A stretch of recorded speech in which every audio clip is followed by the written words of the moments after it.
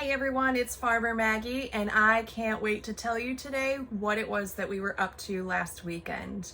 We got a special invitation to go to Justin Rhodes' Homestead, and we were concerned at first because we have a farm and we would have to leave for about 36 hours. However, we have a friend of ours that said, go, and so we did. We got there the night before, and of course we had to tour around Asheville. We haven't been since I think my middle child was a baby, so it's been a few years. And so of course we have to do all the eating and drinking and the arts. I definitely had to stop at So True Seed. So True Seed is one of my favorite seed suppliers, A, because they are local to North Carolina, and B, because I always get such great results from using their seeds. Germination rates, their quality, and their price are really competitive. And so I encourage you to go onto So True Seed's website. I'll link it below in the description, and browse their varieties. They're a small business that would love your support. Now, after we had our fun, we had to get up real early in the morning, pack up, and head on to Justin's homestead. Are you ready? We got there early and it was freezing cold.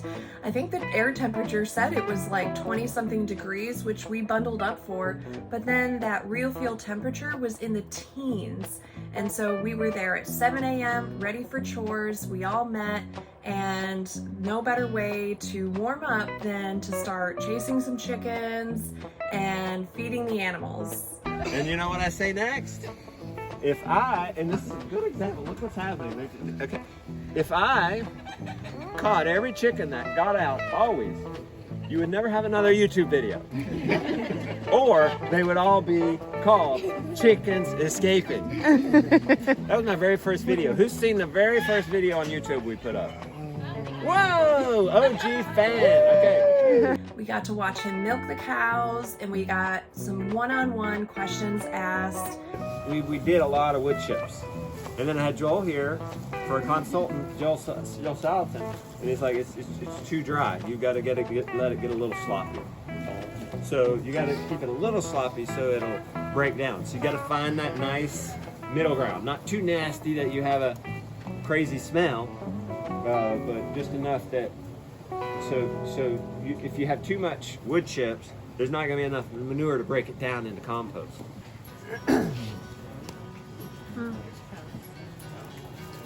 Yep.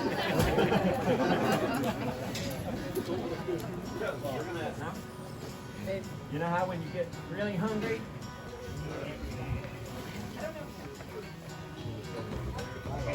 You see how that's going? And then afterwards we got to go through and do the Permaculture Homestead design tour. And so he walked us all around and basically showed us the different zones on his homestead that he has designed for permaculture purposes. I didn't cultivate the access roads. You know, there's old logging roads all around, and it would be nice to be able to access more of our property. And then, so water, we have creeks at the top of both mountains on both sides that can be gravity feeding water. This is a gravity feed water coming right down through here in a 1-inch pipe.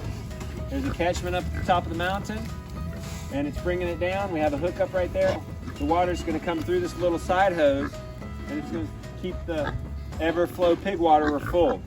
We got lots of useful information from him. We came home very inspired based on how things were laid out on his farm and how to implement and utilize those methods on our farm. The Rhodes treated us like family. They invited Jess and Jeremiah from Roots and Refuge Farm. We all ate muffins that Rebecca made, and the kids were able just to play and run around on the farm just like any other farm kid would love to do.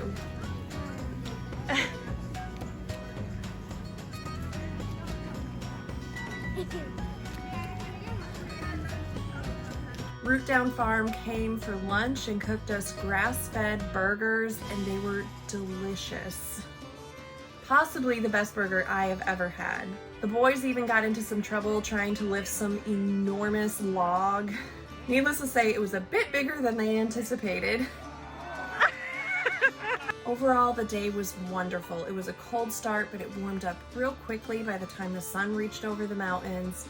And we were able just to get a lot of time networking with other people. The kids were able to play. We were able to get a lot of one-on-one time asking questions, getting answers, and just being able to truly see what a well laid out permaculture design looked like. We came home exhausted, inspired, and full of gratitude that we were able to step away for a quick break during the spring rush and now refueled to get back to work.